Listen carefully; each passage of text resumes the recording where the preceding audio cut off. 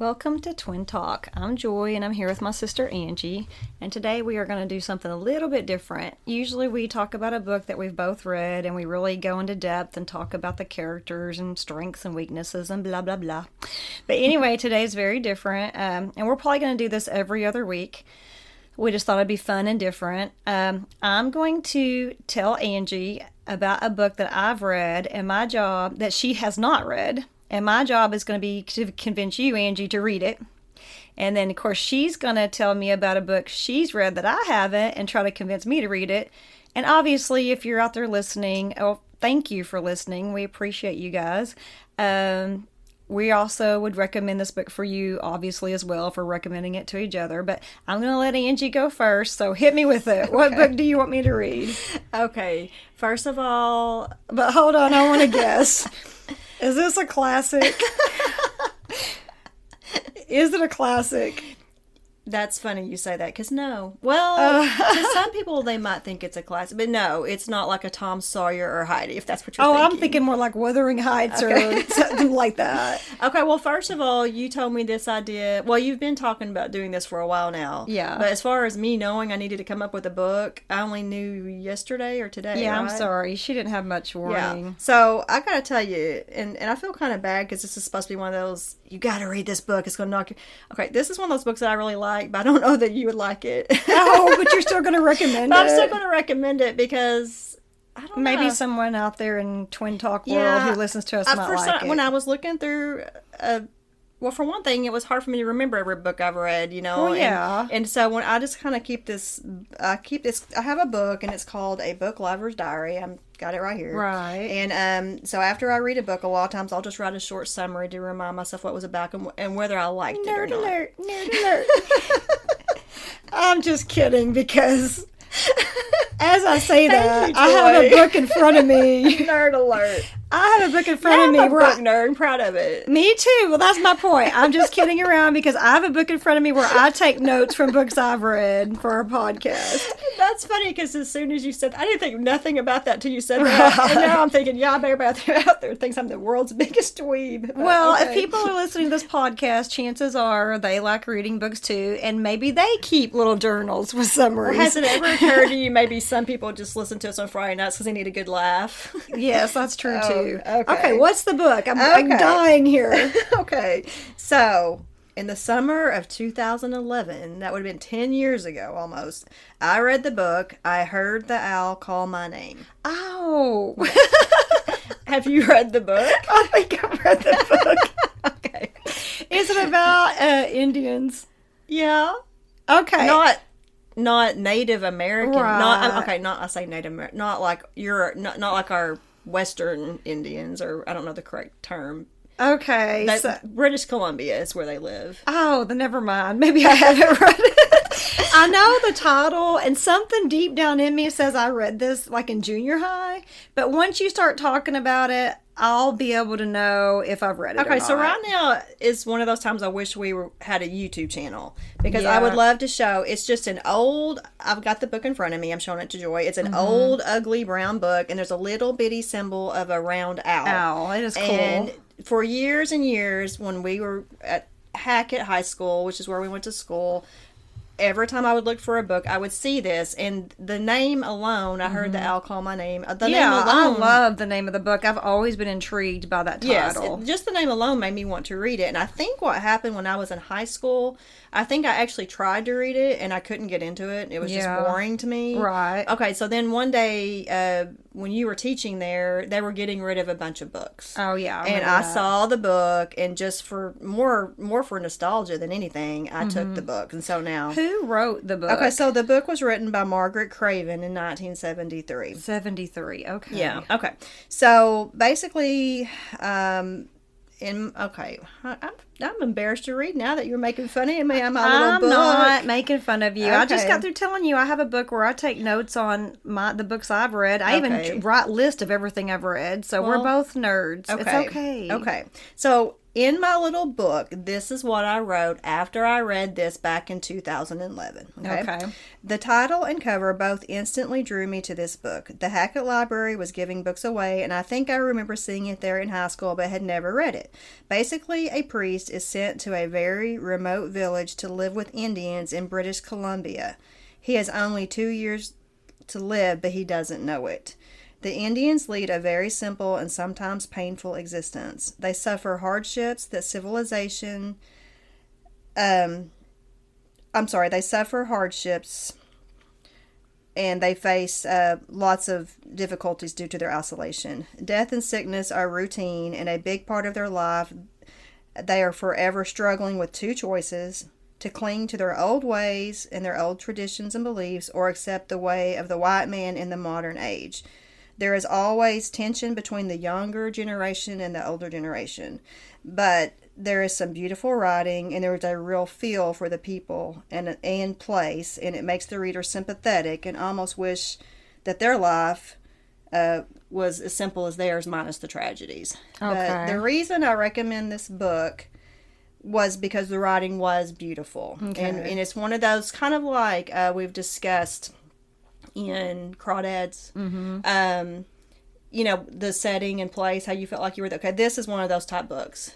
She just, the author brings the reader to the village of these Indians, and you really feel like you're there, and you just really become very sympathetic with their plight, because there's this constant struggle between accepting the new way of life and the old way of life. Right, And just like the Indians here. Yeah. That was their big struggle, was, basically accepting the ways of the white man, but they wanted to continue on with their ways. Yeah. So what is behind the name of the title? Do you remember? Yeah. Oh, yeah. So I actually wrote down one of my favorite passages, and that actually was in it, I believed. I'm sorry, let me find it real quick here. And Because now that you're talking about the book, I don't think I've read it. I think it's one of those that I was really fascinated by the title, and I always wanted to read it. But now that you're talking about what it's about, I don't think that I have read it. Okay, right here. It says, he trudged up the black sands to the path and stopped. From the dark spruce he heard an owl call once and again, and the questions that had been rising all day long reached the door of his mind and opened it.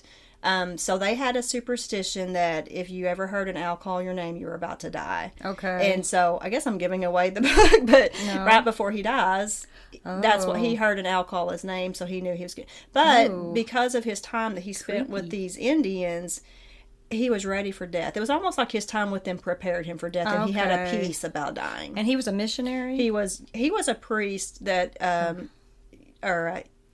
he was like a missionary or something like that. That sounds pretty good. So it's kind of one of those books that you kind of have to be in the right mood to read it. And I want to say it did win some awards. It was very popular back in 1973 when it was released. I may give it a shot. Yeah, maybe this summer when I have a little free time. Okay, the book I have that I want to recommend for you to read, and now that I think about it, I guess we should discuss these beforehand, because maybe you have read it. It's on my Audible list. Bare Bones. Nope. Okay. What do you think of when you hear the name Bobby Bones? Anything at all? Oh, he is a radio DJ. Yeah. A country radio DJ. Yeah. Right? Yes. Okay. Do you know anything else about him? You told me that he wrote a book and then it was really good. Is this that book? Yes. Oh, okay. I don't even remember us talking about it. We may have. Yeah, you said he got bullied as a child. And yeah. Okay, I don't even remember talking about it with you, but I guess we did. So, Bare Bones is a book about the life of, his real name is Bobby Estill. But yeah, he's a really famous DJ now. He's in Nashville. I think he has one of the widest followings of country. He's in this big major, country station Network in Nashville. And he has a group of people with him. Like, one of his sidekicks is named Lunchbox. Oh, yeah. That's like his nickname. And Amy is a girl that's always been in the group. And I don't know, there's a couple others. I hear them on the radio from time to time when I scan through channels. Well, I was going to say, because I'm always listening to books when I'm in the car, very rarely do I listen to the radio, like within the last who knows how long. And this is weird because I love the book and that's why I'm recommending it, but I've never sat down and listened to a show, but now that I've read the book, I definitely want to sit down and listen to the show. But here's why it is so good. So, well, first of all, do you know where he's from? No. Okay, he's from Mountain Pine, Arkansas. Oh, I don't even know where that is. Okay, it's near Jesseville and Hot Springs. Its population 772. We actually played football against Jesseville. 772? Yes. You're kidding. It's right about the population of Hackett where we Wow. went to school. I think Hackett's like 707 now or something. So it's very tiny, but he grew up in poverty. His mom was 15 when she got pregnant with him, and his dad was only 17. And then the dad deserted him when he was young. The mom was an alcoholic and was dependent on like drugs and alcohol. The grandma pretty much he lived in a trailer with his grandma and mom. But basically the story is his story of going from poverty and how he rose to I guess, very successful radio DJ that he is today. And now he makes big time money. And I didn't know this, but he was on Dancing with the Stars and actually won. He was one of the contestants that actually won, and I'm going to look up some old episodes and see him dance. I heard them talking about that one day, but I didn't realize he won. That's wow. Yeah. Well, here's what's so awesome. The book is hilarious. I mean, laugh out loud all the way through. Now, this is the audiobook. He actually narrates his own book, and he is hilarious. Now, a lot of it's Arkansas humor, and I think that's he does a lot of Arkansas jokes. Can I butt in? Yeah. When you told me previously about reading that, for some reason I kept picturing his life to be like Joe Dirt. Yeah. you know the movie Joe Yes. Dirt, and I know it's nothing like Joe Dirt, Right. but anyway, I guess because he's from Arkansas. Yeah. He did, because he was little and is very poor, and he did get bullied a lot. But it is hilarious, and especially if you're from the South, you're going to get a lot of the references and a lot of the jokes. Oh. And I really wish that You had me at Jesseville. Yeah, okay. Well, and just some of the stuff he says, I'm not kidding, like laugh out loud moments. And I think it's because I get it. You will get his humor because he's from Arkansas. And we need to read a more uplifting, funny yes, book. We've been and reading it is some pretty very heavy books yeah, lately. and it is very uplifting. It's basically a rags to riches story. I will say though, there is a deeply moving part. It's, after his mom passes away and his grandma's already passed away, and of course his dad has deserted him. And there are a few passages. The whole book isn't just lighthearted and funny. There are a few deep, moving passages where he really has to deal with abandonment. Poverty has really shaped his life and how he views things and how he sees things. Like to this day, he'll set like 3 alarms so he won't sleep in, because if he sleeps in, then he might be late, and if he's late, then eventually they're going to fire him, and then he's going to be back to poverty, and he always has this fear that he's going to be poor again. And so there are some really deeply moving passages, but overall, the book is so funny, and he has so many funny stories. So he's one of these people that he can laugh at himself. Yes, he is very, self-depreciating. Yeah, he's self-deprecating. Yeah, self-deprecating. That's the word I was looking for. Yeah, he's not going down in value. But anyway,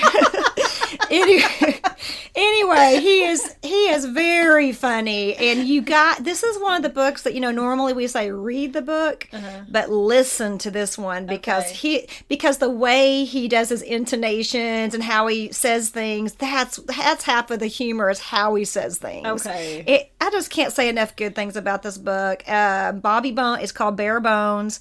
It's the Bobby Estill story, and I think the little subtitle underneath, it's like, I'm not lonely if you're reading this book. But anyway, I just saw on Audible that he has a second book now. Something about fight, repeat, something. I don't know. It's about persevering, and no matter how many times life knocks you down, you got to get back up, that type thing. Do you have any idea how old he is? I'm just curious. I would say he sounds like he was younger than us. I would say he's probably in his late 30s or early 40s. Oh, okay. He even says what year he graduated high school, but now I can't remember. So he's younger than us. Yeah, he's It younger. seems like everybody's younger than us these days. But I can't recommend this book enough. I love it. 5 stars for sure. Awesome. And just the fact that it's already on your Audible list, that's good. Oh, another good thing is it's only like, I think it's 5.5 hours long. Oh, okay. I actually re-listened to it again yesterday because it had been several years since I listened to it. And I just forgot how funny it was. You have to listen to it. Okay. Have I convinced you? You've convinced me. Yeah. Okay. I would much rather read that than when the owl calls Well, my name. I'll just have to say, I'm sure when the owl calls your name is riveting and life-changing. And Bare Bones is, just more of a rags to riches awesome story, I'm Hey, sure. next time we do this, I'm going to have a Knock Your Socks Off Bare Bones book. ready for Okay. you. You do that. Okay, did you have anything else you wanted to say? After that, no. Okay, so Reed, I heard that Owl called my name and Bare Bones. But I have to say, I really would. Are you going back on your recommendation? Well, there might be a listener out there who actually wants to read it. Oh no, she's laughing and can't stop laughing. I was just going to say, I really would recommend it for everybody. You wouldn't recommend it for everybody? No. Okay, just the serious people. I'm sorry. I'm It's having, okay. I'm having a true grit moment like you had that Oh, one I know, time. where I couldn't stop laughing. Okay. Okay, read Bare Bones and maybe or maybe not read I Heard the Owl Call My Name. Yeah. Okay. If you're dying. Oh my goodness, should we sign off? Yes. Okay, this is Joy. This is Angie. And we'll see you next time on Twin Talk.